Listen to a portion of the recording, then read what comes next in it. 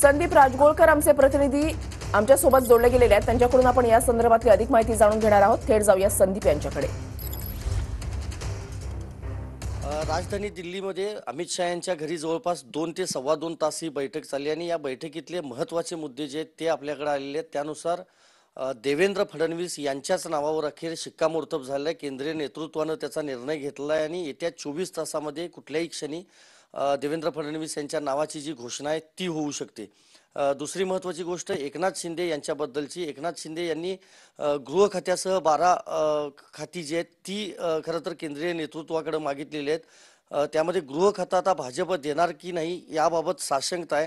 कारण एकनाथ शिंदे यांना 2 ऑफर देण्यात आलेल्या होत्या केंद्रीय नेतृत्वाकडून। एक म्हणजे तुम्ही केंद्रात मंत्री व्हा, तुम्हाला चांगलं खातं देऊ, किंवा मग तुम्ही राज्यात उपमुख्यमंत्री म्हणून राहा। ती ही तयारी भाजपनं खरं तर दर्शवलेली होती।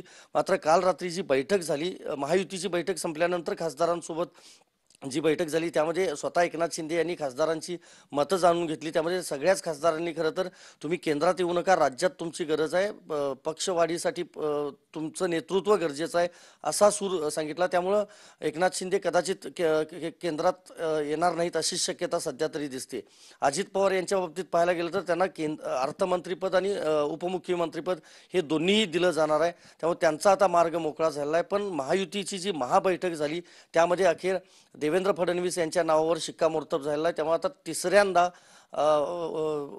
देवेंद्र फडणवीस हे राज्याचे मुख्यमंत्री म्हणून शपथ घेणार आहेत। 14 साली त्यांनी घेतली होती, नंतर पहाटेचा 19चा शपथविधी देखील आपल्याला माहिती आहे। नंतर 2024ला त्यांच्या नेतृत्वाखालीच महाराष्ट्रामध्ये राज्य सरकार स्थापन होणार आहे।